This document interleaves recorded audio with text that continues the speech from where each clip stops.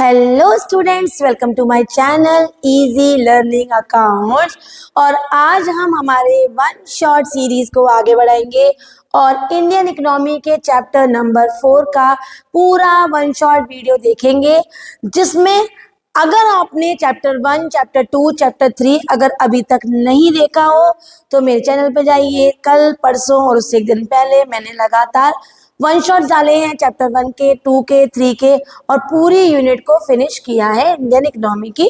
अब हम हमारी सेकंड यूनिट को स्टार्ट करते हैं, जो कि हमारा 4th चैप्टर है इंडियन इकोनॉमी का, जिसका नाम है ह्यूमन कैपिटल फॉर्मेशन। तो सबसे पहले तो बच्चों, ह्यूमन कैपिटल और फिजिकल कैपिटल में क्या अंतर होता है।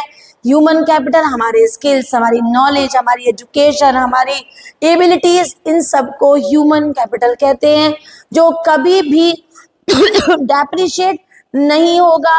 और जितना ज्यादा हम कैपिटल टाइम के साथ हमेशा हमारी एबिलिटी, स्किल्स हमेशा बढ़ेंगी। लेकिन फिजिकल कैपिटल जैसे हमारा फर्नीचर, हमारी मशीनरी, हमारा प्लांट, हमारे सारे एसेट जो हम यूज करते करते जो डेप्रिशिएट भी हो जाते हैं। तो सबसे पहले हमारा यही क्वेश्चन है कि difference between human capital and physical capital. तो ह्यूमन कैपिटल वो हमारी स्किल्स, हमारी नॉलेज, हमारी एबिलिटीज। फिजिकल कैपिटल जैसे हमारी बिल्डिंग, हमारी मशीनरी, हमारे raw material etcetera. Physical capital बच्चों डेप्रिशिएट हो जाते हैं, लेकिन ह्यूमन कैपिटल कभी भी डेप्रिशिएट नहीं होते। और physical capital is mainly an economic and technical process, whereas human capital is our overall development, जिससे हम फर्दर इन्वेंशन कर सकते हैं, इनोवेशंस कर सकते हैं, अपनी स्किल्स से, अपनी नॉलेज में अपने ओवरऑल इकोनॉमी को फर्दर डेवलप कर सकते हैं और हमारा खुद का अपना लिविंग स्टैंडर्ड भी इम्प्रूव कर सकते हैं अपनी अर्निंग को बढ़ा के। ठीक है, अब दूसरा क्वेश्चन जो हमें तैयार करना है, देखिए सामने से आपको ये क्वेश्चन दिख रहा है जो अभी हमने डिस्कस किया। ह्यूमन कैपिटल और फिजिकल कैपिटल, एक टेंजिबल है, हमें दिखती है, और ह्यूमन कैपिटल इनटेंजिबल है, हमें दिखती नहीं है। फिजिकल कैपिटल डेप्रिशिएट होती है, ह्यूमन कैपिटल डेप्रिशिएट नहीं होती। Physical capital can be mobile, हम भेज सकते हैं, चेंज कर सकते हैं from one country to another, but human capital less mobile है। फिजिकल कैपिटल के एग्जाम्पल मशीनरी है, प्लांट है, फर्नीचर है। ह्यूमन कैपिटल के एग्जांपल्स हमारी स्किल्स है, हमारी नॉलेज है, हमारी एबिलिटीज है। नेक्स्ट है हमारा हाउ पीपल बिकम रिसोर्सेज। तो बच्चों, पीपल रिसोर्स कैसे बनेंगे? अगर हम सभी अपनी स्किल्स, अपनी नॉलेज, अपनी एबिलिटीज को बढ़ाएं तो क्या होगा? फर्दर हम अपने देश के लिए इनोवेशंस करेंगे, इन्वेंशंस करेंगे, हमारे देश की टेक्नोलॉजी इंप्रूव करेंगे, जिससे हमारा ओवरऑल डेवलपमेंट होगा, खुद का भी और हमारी कंट्री का भी। तो क्या ह्यूमन बीइंग या पीपल रिसोर्स बनते हैं? Yes, they are. Now the question is how the human capital formation, मतलब होता क्या है ह्यूमन कैपिटल फॉर्मेशन? तो इसका सिंपल, इसके नाम में ही आंसर है कि स्किल्स को, नॉलेज, एबिलिटीज को बढ़ाना, फॉर्म करना और फर्दर अपग्रेड करना, इसे कहते हैं human capital formation. It is a development of abilities, skills among the population of the country. ना व्हाट आर द सोर्सेज, किन किन तरीके से ह्यूमन कैपिटल डेवलपमेंट या ह्यूमन कैपिटल फॉर्मेशन होता है, वो सोर्सेज क्या है? इनमें से कोई एक सोर्सेज 3 या 4 मार्क्स में बच्चों को नजर आ जाते हैं। स्टेटमेंट दिया होता है, मतलब या तो कोई वीबीटी होती है, स्टेटमेंट ऐसा है जहाँ आपको समझ में आ रहा है कि एजुकेशन के बारे में बात कर रहे हैं, या ये हेल्थ के बारे में बात कर रहे हैं, या ऑन द जॉब ट्रेनिंग के बारे में बात कर रहे हैं, इंफॉर्मेशन की बात कर रहे हैं, माइग्रेशन की बात कर रहे हैं, एजुकेशन मतलब। तो ये नाम से होगा, आप समझ जाएंगे। तो फिर आपको 3 या 4 नंबर में कंटेंट लिखकर उस सोर्स को समझाना है। जैसे एक्सपेंडिचर ऑन एजुकेशन, अगर हमारी सरकार एजुकेशन पे खर्चा करे, जो कि करती भी है, तो इससे क्या होगा? हमारी स्किल्स और इम्प्रूव होंगी, हम अनएजुकेटेड से एजुकेटेड बनेंगे, हम और इन्वेंशंस करेंगे, इनोवेशंस करेंगे और अपने देश की टेक्नोलॉजी को बढ़ाएंगे, जिससे हम अच्छा बेटर चॉइस कर पाएंगे, चीज़ों को अच्छे से समझ पाएंगे, इनोवेशंस कर पाएंगे और नई टेक्नोलॉजी को अडॉप्ट कर पाएंगे। एक्सपेंडिचर ऑन हेल्थ, सरकार अगर हमारी हेल्थ पे खर्चा करे तो कहते हैं ना, healthy mind make a healthy body. अगर हमारी बॉडी फिट है और हम बिल्कुल भी परेशान नहीं है, यहाँ बिल्कुल फिट एंड फाइन है, तो बच्चों जितना हम हेल्दी होते हैं, चाहे कितनी भी हमारी स्किल अच्छी क्यों ना हो, अगर हम अनहेल्दी हैं तो हम काम नहीं कर पाएंगे। तो हेल्थ भी उतनी ही इम्पोर्टेंस है जितनी स्किल्स हमारी लाइफ में। गवर्नमेंट एक्सपेंडिचर करती भी है, कौन कौन से? प्रिवेंटिव मेडिसिन जैसे वैक्सीनेशन, क्यूरेटिव मेडिसिन जैसे इलनेस की जो मेडिसिन आती हैं, सोशल मेडिसिन, लिटरेसी प्रोवाइड करके, ड्रिंकिंग वाटर की फैसिलिटीज देकर, सैनिटाइजेशन फैसिलिटीज देकर ना। ऑन द जॉब ट्रेनिंग, कहते हैं ना कि बेटा स्किल्स है, नॉलेज है, लेकिन वो पुराने तरीके की है। मान लो अगर हम अपने ही सब्जेक्ट की बात करें, इको है, बीएसटी है, अकाउंट है, इसमें अगर पहले के तरीके की पढ़ाई हो ना, तो जो आज पैटर्न है पेपर के आने का, जो तरीका है एग्जाम में, चाहे वो बिजनेस के केस स्टडीज हो, चाहे इको के वीबीटी बेस्ड क्वेश्चन हो, चाहे वो अकाउंटेंसी का बिल्कुल डिफरेंट पैटर्न हो जाना, अगर हम अपनी एक टीचर है या कोई भी स्टूडेंट अपनी नहीं वो टेक्नोलॉजी या चेंजेस जो सीबीएसई या किसी बोर्ड के साइड आए हैं उनको अडॉप्ट नहीं करेगा और उनके हिसाब से ट्रेन नहीं होगा, तो वो काम को नई तरीके से नहीं कर पाएगा। इसी तरीके से हर फील्ड में होता है कि अगर हमें ऑन द जॉब ट्रेनिंग दी जाए, हमारी स्किल्स को इम्प्रूव किया जाए, ट्रेनिंग देके नई टेक्नोलॉजी को सिखाया जाए, तो हम आज की नई तकनीकों से काम कर पाएंगे और हम कहीं ना कहीं अपने ऑफ कैंपस या on the job on campus training से हमारी स्किल्स इंप्रूव होंगी ना। एक्सपेंडिचर और माइग्रेशन, इसका सिंपल है कि अगर हम अनएम्प्लॉयड हैं और रूरल एरिया में रह रहे हैं, तो अर्बन एरिया में आके काम को ढूंढना, या फिर हम बहुत ही ज्यादा क्वालिफाइड हैं और हम अर्बन एरिया में ऑलरेडी रह रहे हैं, तो एक कंट्री से दूसरी कंट्री में माइग्रेट करना फॉर द बेटर अपॉर्चुनिटीज, इसे बोलेंगे migration. The expenditure on information, expenditure अगर हमारी इंफॉर्मेशन पे सरकार करती है, हमें इन्फॉर्म करके, हमें लेवल ऑफ सैलरी वगैरह बता के, हमें education standard, cost of education, ये सारी चीज़ों की अगर हमें नॉलेज मिलती है, तो कहीं ना कहीं इससे हमें इम्पोर्टेंस होती है। और ये भी एक वन ऑफ द सोर्स है किस चीज़ का, ह्यूमन कैपिटल फॉर्म का। ना वीबीटी टाइप में या स्टेटमेंट टाइप में क्वेश्चन आ सकता है कि do you think human capital give rise to the economic growth of the country, do you defend it और रिफ्यूट। ना आप इसे डिफेंड करेंगे, बिकॉज डिफेंड माने you are favouring, and refute, refute माने आप उसको रिफ्यूज कर रहे हो। तो I will totally defend it कि यस इकोनॉमिक ग्रोथ होती है अगर हमारी ह्यूमन कैपिटल इंक्रीज हो। जैसे जितना ज्यादा हमारी ह्यूमन कैपिटल फॉर्म होगी बच्चों, हम उतने ही इनोवेशंस करेंगे, इन्वेंशंस करेंगे, टेक्नोलॉजिकल अपलिफ्टमेंट करेंगे, इम्प्रूवमेंट होगा, जिससे हमारा इकोनॉमी डेवलप करेगी। Difficult to prove cause and effect relation between the human capital and economic growth. इसका सिंपल सा है कि हमारे स्कूल, हमारे जो देश में education in terms of schooling, teacher pupil ratio and enrol tax may not reflect the quality of education, इतना रिफ्लेक्ट नहीं हुई है हमारी quality of education.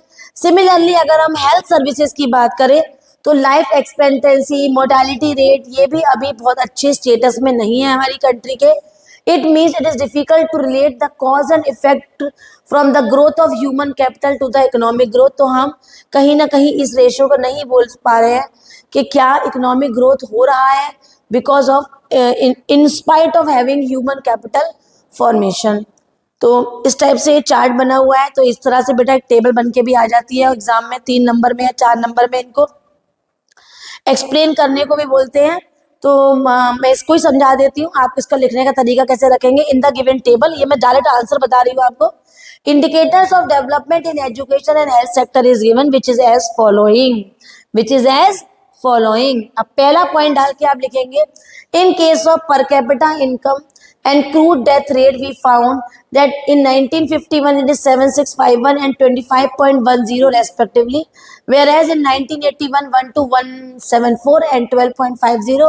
Similarly it is highest in 2014 to 15 72 900 and the death rate is 6.70. इस तरीके से आप second line फिर थर्ड लाइन इस तरह से समझाएंगे तो आप 3 मार्क्स के क्वेश्चंस अटेंड कर पाएंगे। आगे बढ़ते हैं इस चैप्टर में और आगे बढ़ते चले जाओ जाओ जाओ जाओ। आगे दे रखा है what is the role of human capital formation. Sorry direct question है बेटा ये, तो वो हमसे डायरेक्ट पूछेंगे what is the role of human capital formation. इसका रोल बहुत अच्छा होता है।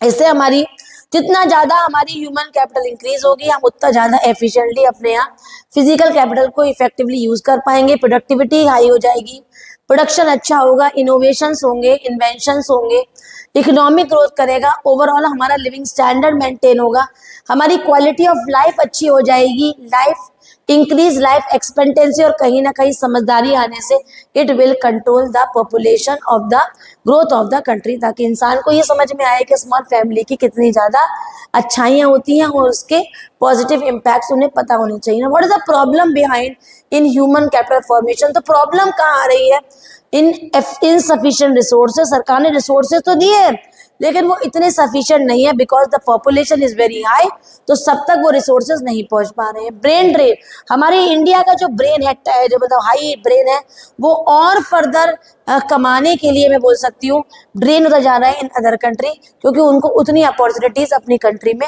नहीं लगती हैं। आगे बढ़ते हैं, पॉपुलेशन हाई की वजह से कहीं ना कहीं हमारे देश की वीक साइंस एंड टेक्नोलॉजी, इसे मैं अब एग्री नहीं करूंगी बट ठीक है बुक में है तो हम लिखेंगे weak science and technology as compare to the other country. हमारी जो साइंस है, हमारी टेक्नोलॉजी है, वो वीक है, तो ये भी एक रीजन है कि लोग फर्दर अपॉर्चुनिटीज के लिए ब्रेन मतलब बाहर जाते हैं और ये प्रॉब्लम्स है हमारे ह्यूमन कैपिटल फॉर्मेशन में, ये प्रॉब्लम्स आ रही हैं हमारी कंट्री। ये क्वेश्चन भी उसी तरीके से आ जाता है जैसे फिजिकल कैपिटल और ह्यूमन कैपिटल में डिफरेंस आता है। मैंने कईयों बार एग्जाम में ये देखा है कि ह्यूमन कैपिटल और फिजिकल कैपिटल में अंतर ना देके वो सीधे देते हैं कि ह्यूमन कैपिटल और ह्यूमन डेवलपमेंट में क्या अंतर है। तो याद रखना, ह्यूमन डेवलपमेंट हमारा ओवरऑल डेवलपमेंट की बात हो रही है और ह्यूमन कैपिटल मतलब हमारी स्किल्स, नॉलेज एंड हमारी एबिलिटीज के इम्प्रूव की बात है। तो human capital is the capital of our skills, our knowledge, our abilities, and human development is the overall development, and human capital is having the very narrow scope in compared to human development. Human development is the overall development of a human being। ठीक है बेटा, तो ये आपको next question है, do you think, यहाँ पर आ जाते हैं, डू यू थिंक, आपसे क्वेश्चन पूछे जा रहे हैं, do you think government should intervene in the education and health sector in our country in the present era, and do you support with the statement, give reason in support of your answer। Now you will say I totally agree that in the present era government should intervene the education and health sector of the country in order to check whether the resources are sufficient or not, whether the things are reaching to the people or not। तो मुझे लगता है कि हाँ, सरकार को intervene करना चाहिए हमारे देश के education specially and health sector में, ताकि ये चेक करे कि सफिशिएंट रिसोर्सेज उन इंसानों तक पहुंच पा रहे हैं जिन तक वो पहुंचाना चाहती थी। तो गवर्नमेंट को इंटरवीन करना चाहिए, देखना चाहिए कि क्या प्रॉपर एजुकेशन सब पे प्रोवाइड हो रही है कि नहीं, क्या उनको हेल्दी कंडीशंस मिल रही हैं या नहीं। तो ये सारी चीज़ें, अच्छा वो कौन कौन सी रेगुलेटरी अथॉरिटी हैं जो एजुकेशन को देखती हैं, एनसीईआरटी, यूजीसी एंड एआईसीटीई, इनकी फुल फॉर्म तैयार करिए। और हेल्थ सेक्टर के लिए ICMR, Indian council for medical research. आगे बढ़ जाते हैं इस चैप्टर में, तो वो अब हमसे आप रेगुलेटरी अथॉरिटी हो गई और उन्होंने यहाँ पर गवर्नमेंट को इंटरवीन भी करा दिया। इसके आगे अगर हम बात करें तो अब वो हमें ये बताएंगे कि basic education and health care, क्या ये एक फंडामेंटल राइट है एवरी सिटीजन का? बिल्कुल है। और इसके लिए उनको in a developing countries like India, a large sector of people live below poverty line and unable to afford basic education and health care facilities. Moreover, a substantial sector of our country cannot afford with the healthy and higher education. Further, when basic education and health care is considered as a right of the citizen, it is essential that the government should provide education and health services free of cost। तो यहाँ पर वो कह रहे हैं कि हाँ, एक बेसिक राइट है। हम मैक्सिमम ऐसे ही लोग हैं हमारी कंट्री में जो प्रॉपर एजुकेशन देना अपने बच्चों को एफोर्ड नहीं कर पाते, अच्छी हेल्दी कंडीशंस भी नहीं प्रोवाइड कर पाते। तो it is a right of every citizen to get a basic education at least, और कम से कम उन्हें बेसिक एजुकेशन मिले, हेल्दी कंडीशंस मिले। ठीक है, तो ये एक बेसिक राइट और एक फंडामेंटल राइट है हर एक सिटीजन का। तो ऐसी लाइन अगर आपको डिबेट करने को आ जाए, रिफ्यूट करने को आ जाए, डिफेंड करने को आ जाए, तो आप बहुत अच्छे से, बहुत अच्छे वर्ड्स के साथ इनको डिफेंड करिएगा। ठीक है, नाउ आगे बढ़ जाते हैं। यहाँ पर एक पॉइंट पूछते हैं कि इनएडुकेट एक्सपेंडिचर ऑन एजुकेशन। तो आप बताना कि यस, कहीं ना कहीं जो एक्सपेंडिचर है एजुकेशन में वो इनएडिक्वेट है, और इसकी वजह से हमारे देश में तपस मजुमदार 1998 में अपॉइंट किया इंडियन गवर्नमेंट ने in order to provide the basic education free of cost between 6 to 14 years। तो Tapas Majumdar committee appointed by the, या फिर अपॉइंट किया था हमारी इंडियन गवर्नमेंट ने 1988 में, in order to provide the free of cost education to the children between 6 to 14 years। now इस तरह से भी चार्ट आ जाता है, तो ये मैं समझा देती हूँ एक बार। In the given table educational attainment in India is given। Number which is as follows करके लिख देना। उसके बाद अडल्ट लिटरेसी रेट, और in case of adult literacy rate we found that in 1990 it is male 61.9 and female 39.9, whereas in 2000 it is 68.4 and 45.4. Then in 2015 the male adult literacy rate is 81 and 63. Line को वहीं खत्म कर देना, दूसरी line लिखना। In case of primary completion rate we found male is 78 in 2085, in 2015 94, whereas female 61 in 2069 and 2015 99.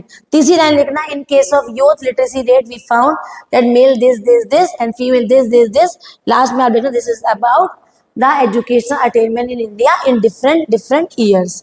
तो इस तरह से क्वेश्चन को देखकर ही हम अक्सर टेबल को समझा देते हैं। ये भी आपको 3 मार्क्स में एक लाइन दे रखी होगी, उसको कोट करके एक्सप्लेन करने की बात होगी। Education for all still a distance dream. इतना सारा तपस मजुमदार आ गई, इतने खर्चे हो गए, इतना ज़्यादा स्पेंड किया रिसोर्सेज सरकार ने, फिर भी एजुकेशन कहीं ना कहीं एक ड्रीम है। तो इस पर आप यस कहिएगा कि हाँ, अभी भी इतना खर्चा होने के बाद अभी भी हमारा लिटरेसी रेट 100% नहीं हो पाया है। Gender equality better than before, और ये बात सच है कि अब हमारे देश में जेंडर इक्विटी है। जैसा कि पहले बहुत ही इनइक्वालिटी से डिस्क्रिमिनेशन थे, अब ऐसा कुछ भी नहीं है, बल्कि ज़्यादा सुविधाएं फीमेल्स को मिलती हैं मुझे लगता है इन कंपेरिजन टू मेल। हालांकि मैं ये लाइन भी नहीं कहूँगी, बराबर की ही अपॉर्चुनिटीज़ हैं, तो आप बराबर ही कहिए, कोई ज़्यादा कम मत करिए। तो यस, इक्वल है। और पहले जो इनइक्वालिटी थी वो अब बहुत ही कम रह गई है, बल्कि अब बहुत मात्र कम ही पाई जाती है। जो भी इलिटरेट है उनको पता नहीं है कि कोई डिस्क्रिमिनेशन होता ही नहीं है, वो ये डिस्क्रिमिनेशन करते हैं। Higher education of few taker, it is बिल्कुल फैक्ट बात है कि बेटा हायर एजुकेशन बहुत ही कम लोग लेते हैं। जहाँ तक मेरा मानना है कि 12th तक तो बच्चा 10th और 12th तक तो प्रॉपर एजुकेशन लेता है, उसके बाद सब अपने अपने कुछ बिजनेस पे रुकते हैं, कुछ अपना अदर ट्रेडिंग्स पकड़ लेते हैं, कुछ आगे बढ़ते हैं, कुछ प्रोफेशनली आगे बढ़ते हैं, कुछ डिग्री कोर्स के साथ आगे बढ़ते हैं, कुछ एजुकेशन को वहीं रोकते हैं और सब काम प्राइवेट पढ़ाइयाँ करना शुरू कर देते हैं। तो कहीं ना कहीं higher education is few taker, it is true. Now this is about the chapter. यहाँ पर अगर मैं बात करूँ कि मुझे कौन कौन से वो 2 टॉपिक इंपॉर्टेंट बताने चाहिए बच्चों को, जो मैं हर चैप्टर की एंड में बता ही रही हूँ, तो यहाँ पर पहला क्वेश्चन तो आप डिफरेंस बिटवीन रेडी करिए, human capital, physical capital and human development. इनमें से कोई भी एक डिफरेंस बिटवीन 3 नंबर में आ सकता है। दूसरा जो है लाइन थी ना कि आपको लगता है कि गवर्नमेंट को इंटरवीन करना चाहिए इन the education and the healthy sector, तो ये वाला पॉइंट भी आप कहीं ना कहीं वीबीटी टाइप में पा सकते हैं। और एक आखिरी और बहुत ही important question, different sources of human capital formation, उसमें से कोई भी सोर्स उठाएंगे और आपको एक्सप्लेन करने को बोलेंगे।